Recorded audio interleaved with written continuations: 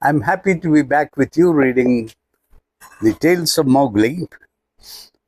And we were somewhere in the jungle in this chapter named Letting in the Jungle. It's a big chapter, long chapter.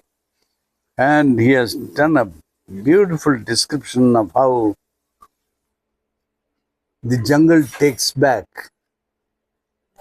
its own. Man encroaches into the jungle and sets up establishments, villages, and his own things. And then in one fell swoop, nature will reclaim the entire thing and get back its own. So here is a thing where um, the, after the Council Rock meeting, Sher Khan has been killed, and all the village has become completely agitated because of the all that thing about Mowgli's mother Mesua and her husband being considered as sorcerers because they were tied up inside the hut. But when the villagers broke open the door and looked and entered in, they found a huge black panther that was Bagheera in the place where they had put the Mesua. Now, and Mesua is missing. So where did these two go? They were tied down. They have gone missing. And in this place is a huge black panther. And they got so scared, they all screamed and ran out of terror. And then they were all talking together. Oh, this woman is a sorceress. She is a witch. And so we had to kill them and all that. So they were now coming back. After all their discussion and agitation, they had got courage to come back. In the meantime, all these things have happened that Mowgli has been inside the hut through the window, and he has helped Mesua and her husband to escape out through that window hatch and told them to walk towards Kinwara. And he has sent an escort along with them, the escort of animals, to make sure that these two are not harassed by anything or anybody, and they go safely and swiftly to Kimwara. So that entire escort and the procession, they have gone towards Kimwara, and Mowgli is here, and now these people come and break the door and enter, and they want to kill Mesua and her husband and Mowgli and everything. Such a huge tumult. So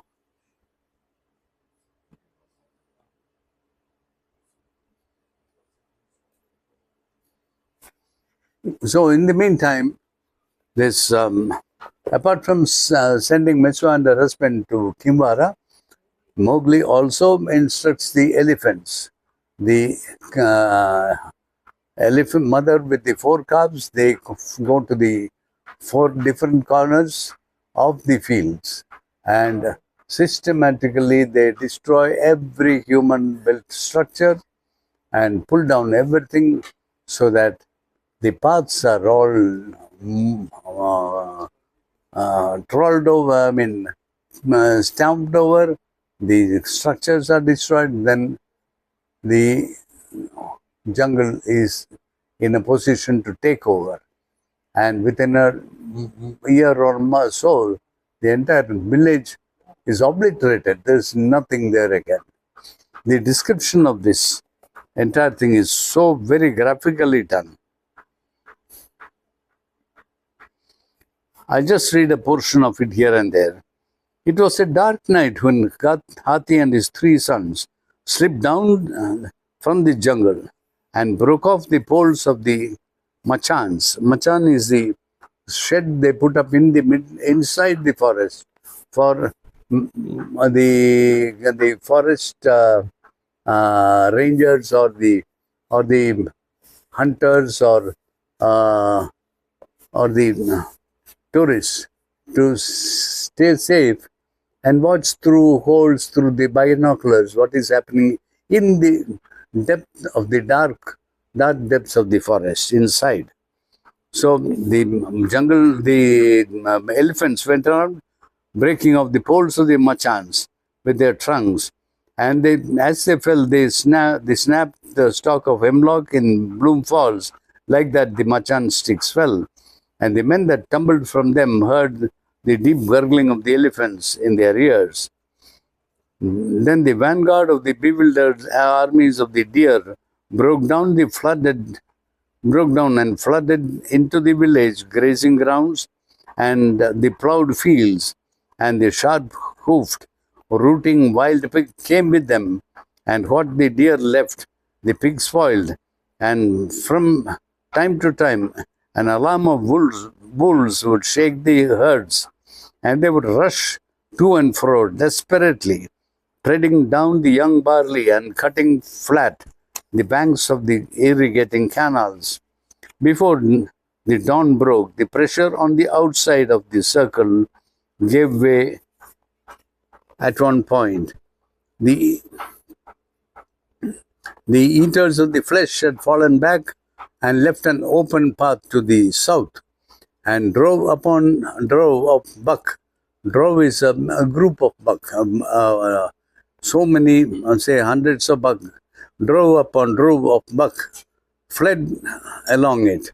Others who were bolder lay up in the thickets to finish their meal next night. But the work was practically done. When the villagers looked in the morning, they saw their crops were lost, and that meant death if they did not get away, for they lived year in and year out as near to starvation as the jungle was near to them. When the buffaloes were sent to graze, the hungry brutes found that the deer had cleared the grazing grounds, and so wandered into the jungle and drifted off with their wild mates. And when the twilight fell, the 3 or 4 ponies that belonged to the village lay in the stables with their heads beaten in. Oh, they had also been killed. By only Bagheera could have given those strokes, and only Bagheera would have thought of so insolently dragging the last carcass to the open street. So the animals joined in reclaiming the forest, the jungle. The villagers had no heart to make fires in the fields that night, so Hathi and his 3 sons went gleaning. Gleaning means go in and pick up whatever is left, maybe some fruit here, some leaf or stalk there, whatever little which is useful or eatable, pick it, so then everything is clear, nothing remains for somebody else to come and pick. So Hathi and his 3 sons went gleaning among what was left. And where Hathi gleans, there is no need to follow, because nothing will be left. The men decided to live on their stored corn until the rains had fallen. And then, this page, something has gone with the page. And then to take work as servants till they could catch up with the lost year. But as the grain dealer was thinking of his well-filled crates of corn and the prices he would levy at the sale of it, Hathi's sharp tusks were picking out the corner of his mud house and smashing open the big wicker chest heaped with cow dung where the precious stuff lay. So Hathi was attaching even these grain dealers' godown. When the last loss was discovered, it was the Brahmin's turn to speak. He had prayed to his own gods without answer. It might be, he said, that unconsciously the village had offended some one of the gods of the jungle. For beyond doubt, the jungle was against them. So they sent for the headman of the nearest tribe of wandering gods, little wise and very black hunters living in the deep jungle, whose fathers came of the oldest race in India, the aboriginal owners of the land. They made the Gond welcome with what they had, and he stood on one leg, his bow in hand, and 2 or 3 poisoned arrows stuck through his top knot, looking half afraid and half contemptuously at the anxious villagers and their ruined fields. They wished to know whether his gods or other gods were angry with them and what sacrifices should be offered. The god said nothing but picked up a trail of the Karela. A trail means a branch of the vine. Karela is a creeper. It is a bitter gourd. A trail of the Karela, the vine that bears a bitter wild gourd, and laced it to and fro across the temple door in the face of the staring red Hindu image. Then he pushed with his hand in the open air along the road to Kaniwara and went back to his jungle and watched the jungle people drifting through it. He knew that when the jungle moves, only white men can hope to turn it aside. There was no need to ask his meaning. The wild gourd would grow where they had worshipped their god, and the sooner they saved themselves, the better. But it is as hard to tear a village from its moorings. They stayed on as long as any summer food was left to them, and they tried to gather nuts in the jungle. But shadows with glaring eyes watched them and rolled before them even at midday. And when they ran back afraid to their walls on the treetops and tree trunks they had passed not 5 minutes earlier, the tree trunks bore the bark would be stripped and chiseled with the stroke of some great taloned paw. So the wild animals were all around and watching the villagers as they scrambled day after day to try and rebuild their lives. The more they kept to their village, the bolder grew the wild things that gamboled and bellowed in the grazing grounds by the Vainganga. They had no time to pitch and plaster the rear walls of their empty byres that backed up onto the jungle. The wild pig trampled them down, and the naughty rooted vines hurried after, and threw their elbows over the new won ground, and the coarse grass bristled behind the vines like the lances of the goblin army following a retreat. The unmarried men ran away first and carried the news far and near that the village was doomed. Who could fight, they said, against the jungle or the gods of the jungle, when the very village cobra had left his hole in the platform under the peepal tree? So their little commerce with the outside world shrunk as the trodden paths across the open grew fewer and fainter. At last, the nightly trumpet stings of Hathi and his 3 sons ceased to tremble them, for they had no more to be robbed, for they had nothing more to be robbed of. The crop on the ground and the seed in the ground had been taken. The outlying fields were already losing their shape, and it was time to throw themselves on the charity of the English at Kaniwara. Native fashion, they delayed their departure from one day to another till the first rains caught them and the unmended roofs let in a flood and the grazing ground stood ankle deep and all life came on with a rush and the heat of the summer. Then they waded out, men, women, and children, through the blinding hot rain of the morning, but turned naturally for one farewell look at their homes. They heard as the last burdened family filed through the gate, a crash of falling beams and thatch behind the walls. They saw a shiny, snaky black trunk lifted for an instant, scattering sodden thatch.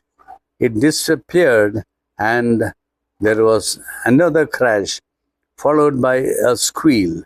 Hathi had been plucking off the roofs of the huts as you pluck water lilies, and a rebounding beam had pricked Hathi. He needed only this to unchain his full strength. Of all things in the jungle, the wild elephant, enraged, is the most wantonly destructive. He kicked backward at a mud wall that crumbled at his stroke, and crumbling melted to melted to yellow mud under the torrent of rain. For the wall crumbled and melted to mud. Then he wheeled around and squealed and tore through the narrow streets, leaning against the huts right and left, shivering the crazy doors and crumpling up the eaves, while his three sons raged behind as they had raged at the sack of the fields of Bharatpur. The jungle will swallow all these shells, said a quiet voice in the jungle. It is the outer wall that must lie down. And Mowgli, with the reins sluicing over his bare shoulders and arms, leaped back from a wall that was settling like a tired buffalo. So the wall was sitting down. It was crumbling down like a tired buffalo. All in good time, panted Hathi. Oh, but my trunks were red at Bharatpur. To the outer wall, children, with the head. Together now. So Hathi and his three kids, they banged the outer wall with their heads. The four pushed side by side. The outer wall bulged, split, and fell. And the villagers, dumb and with horror, saw these savage, clay-streaked heads of the wreckers in the ragged gap. Then they fled, homeless and foodless, down the valley as their village, shredded and tossed and trampled, melted behind them. A month later, the place was a dimpled mound covered with soft green young stuff, and by the end of the rains, there was a roaring jungle in full blast on the spot that had been under plough not 6 months before. So the village had been obliterated and the jungle had reclaimed its own. So that was the chapter about letting in the jungle. Now we are starting on the next chapter, which is titled, let me see the title of this chapter. The King's Ankush. Ankush is the hook by which you restrain the elephant. It's a long iron rod with a hook at the end, and with that hook, you just pull one side of the elephant, the right leg, the top of the right leg, it knows it has to turn this way. You use it on the left side, it knows it must go that side. So it is used to restrain and guide the elephant. The title of this chapter is The King's Ankush. So I think this, I'll read it. The previous chapter was long and it dragged on, and I lost track. Then I read it again at leisure and I found it so well written, so beautiful. And it talks of how the villagers had got very angry and wanted to destroy the jungle people, the Mesua and her husband and Mowgli and etc. And how all the animals joined up with Mowgli and they took revenge. They broke everything and then the jungle reclaimed. We just finished that. Now we are going to start on the next chapter.